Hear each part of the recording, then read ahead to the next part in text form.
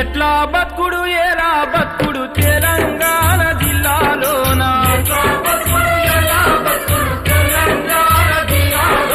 lathi తూటల రాజ్యమాయ Telangana పల్లెలోన